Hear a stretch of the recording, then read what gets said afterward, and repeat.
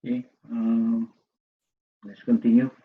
So we're done with dehydration and uh, hypovolemia.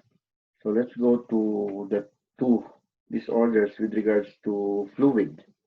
Okay, so the first disorder that we will be talking about would be, so again, there are two disorders, right? For your fluid volume excess, your hypervolemia and water intoxication. Okay, so let's talk about hypervolemia first. So per definition, hypervolemia is the excess of isotonic fluid, water and sodium in the extracellular compartment. That is in contrary to your hypovolemia. So yung osmolality is usually not affected because same concentration. Okay, so same proportion po yung fluid and solutes natin. So the body has a compensatory mechanism for this, for hypervolemia. Now, if the compensatory mechanism will fail, of course, you will see some manifestations or uh, signs and symptoms. Okay?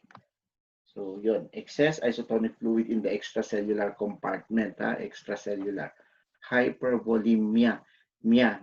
Pag mia, sinabi, blood. Okay? In the blood. Okay? Like your, for example, yung mga fluid disorders natin in the future. Hypernatremia. So, meaning increase sodium in the blood. Hyperkalemia, increase potassium in the blood. Ganon. Hypokalemia, decrease. Ganon. Ha? So, ayun. Let's move on. Okay, so normally, you can see, no? This is the compensatory mechanism for hyper or increased volume in the blood. So, what is that organ that is responsible? Of course, your heart. Very good. Okay, so it is producing your ANP, di ba? So your ANP is produced by your atrial muscle in the heart that will generate the sodium loss. So from your previous readings last time, so you know what ANP is. So basically this one is the one that is decreasing fluid volume. Okay, so normally your ECF volume increase, okay, may in either interstitial or intravascular. So same, they are both in your extracellular compartment. Okay, so if there is increase, compensatory mechanism by fine-tuning, circulating levels of aldosterone, ADH, and ANP. So dito, aldosterone is inhibited. Okay? You stop RAS through your ANP. What else? The production of ADH also is inhibited because they are the ones that are reabsorbing water. And of course, your ANP will be activated, di ba?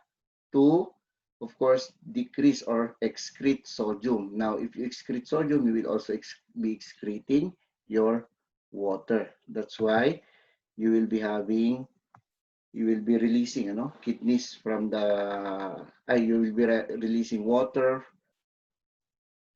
and sodium from the kidneys to decrease your blood volume. That's what's normally happening, But of course, there are instances that this will not be done. Okay? Like, what are the causes of hypervolemia?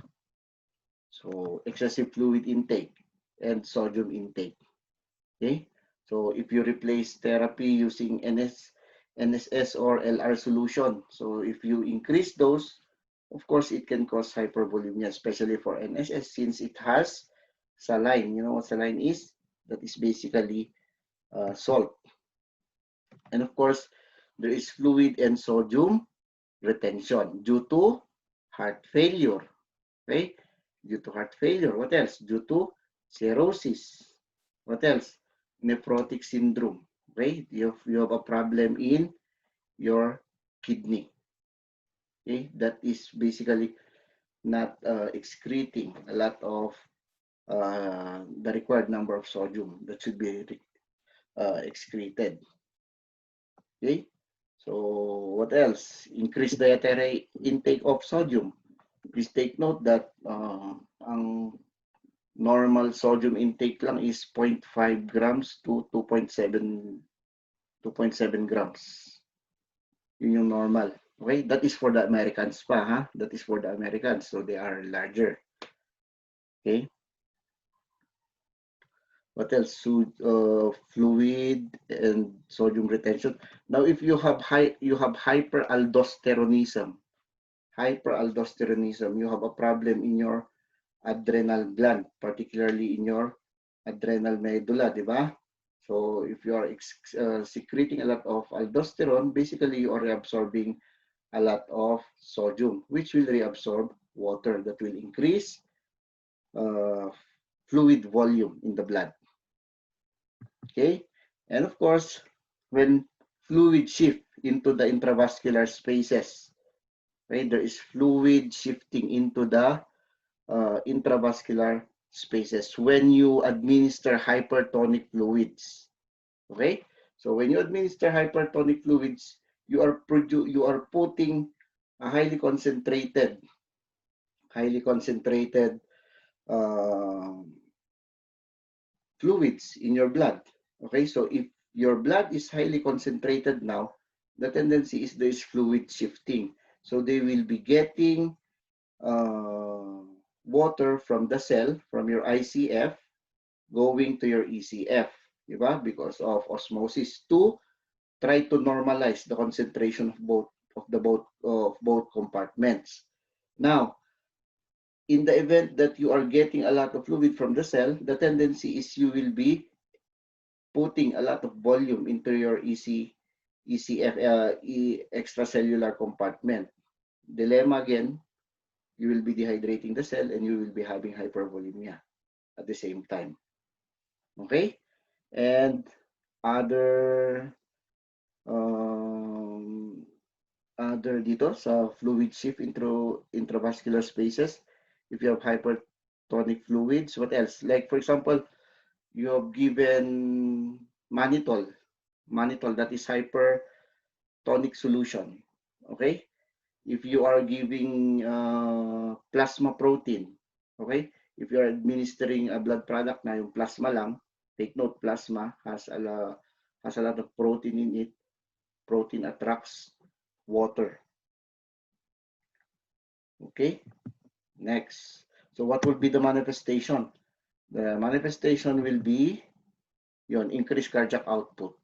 Okay? You will be increasing our cardiac output because you have increased cardiac volume. I mean intravascular volume. Okay? As a compensatory mechanism, of course. And of course, you have a rapid and bounding pulse. What else? With regards to your blood pressure, they will be increased. All the pressures, CVP, PAP, and peripheral arterial wedge pressure. Okay, so these are your manifestations. What else? Of course, you will see, okay, that the patient will be edematous due to hydrostatic pressure. Diba? If there's hydrostatic pressure, volume, diba? The blood will exert pressure on the intravascular space, and some blood will go to your interstitial spaces. Okay, so that's why you will be having edema, where basically sa sacrum natin, sa buttocks, okay, the buttocks or your ass, diba? And of course your legs and your feet. And if it is not corrected, of course you will be having generalized edema. So all of your body will be edematous. All parts of your body will be edematous. Okay?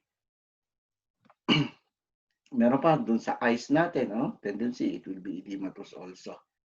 And of course, with regards to your weight, what will happen to your weight if you are hypervolemic? Of course, it will increase. Okay? So please take note that with regards to the fluid retention, if you retain 7 ounces of water or fluid that is equivalent to 1 pound of weight gain. Okay, so 5 to 10% of water gain is basically mild or mild to moderate hypervolemia. 10%, okay, or more of water gain is already severe hypervolemia. Okay, ito yung nephrotic syndrome nyo. So you just try to read these things. Nephrotic syndrome. So you have a problem in your kidney. So we will also be having edema in the lungs. Okay?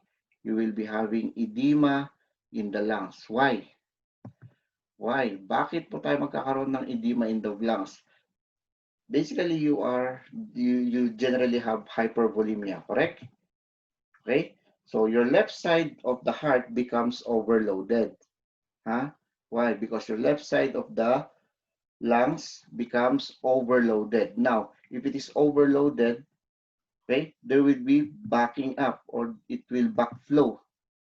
Okay?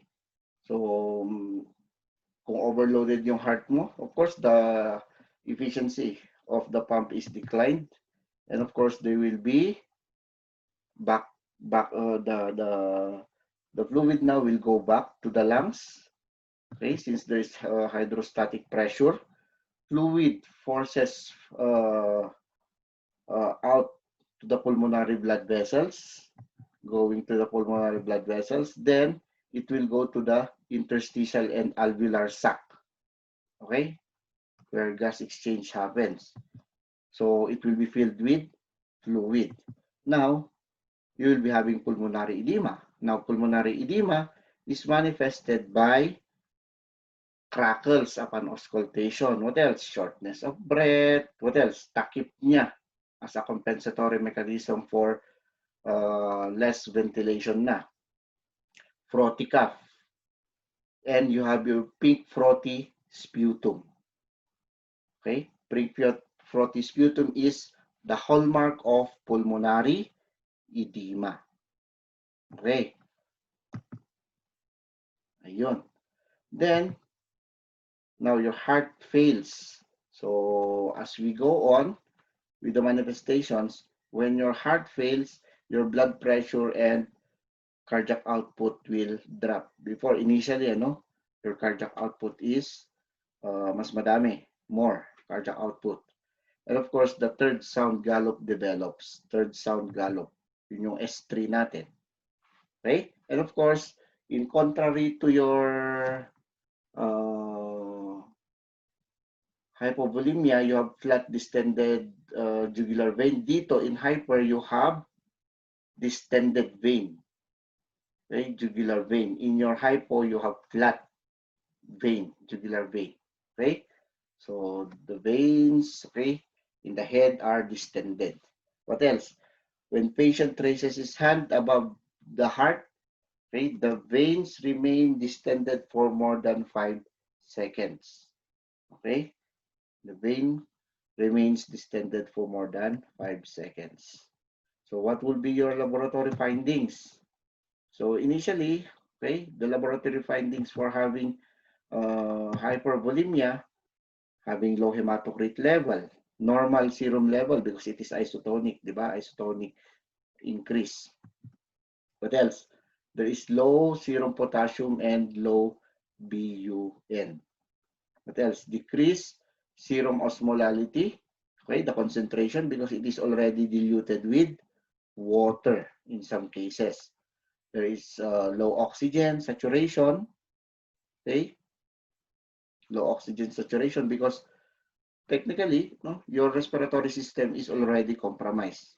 And you can see in your x-ray that there is pulmonary congestion, there are claudication, consolidation. So what would be the management? Of course, you have a lot of fluids, okay? So you try to restrict fluid and sodium. You restrict that. What else? What medications to prevent yung mga ating hypervolemia. So you reduce water. How? By using diuretics. Okay, so diuretics promotes excess fluid loss. Then treat the cause of hypervolemia. Ano ba yung mga cause natin which was mentioned a while ago? So over infusion of hypertonic solution. So of course you prevent that. What else? Yung what are the other causes? Yung hyperaldosteronism. Okay? So, ano pa? Yung kidney function. Okay? You treat the different causes of your hypervolemia. What else? Yun, diuretics. Diuretics nga. And of course, for your pulmonary edema, how would you treat that? Oh, how would you treat? You give morphine and nitroglyce. Okay? You know what morphine and nitroglyce are. So basically, they dilate the blood vessels and reduce pulmonary congestion. Okay? What else? You give digoxin, di ba? Yung mga heart failure to strengthen the cardiac contraction of your heart. Okay, you give digoxin. You give autotherapy as ordered. What else? Okay? You give bed rest to minimize the oxygen consumption. Ano pa? For kidney problems, of course, it depends. So if it is already renal failure, you do CRRT, okay, your continuous renal replacement therapy or your dialysis. Yan, CRRT. Okay. And next one, what will be your nursing management? Ano pa ang mga nursing management natin?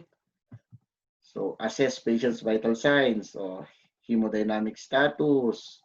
What else? Monitor respiratory pattern for worsening distress. Okay? Because of the pulmonary edema. Watch for distended veins. Okay? Record na naman yung input and output natin every hour. Listen to breath sounds like yung crackles. Follow ABG results. Okay? Arterial blood gas. Baka may acidosis or mga metabolic acidosis na yan. Okay?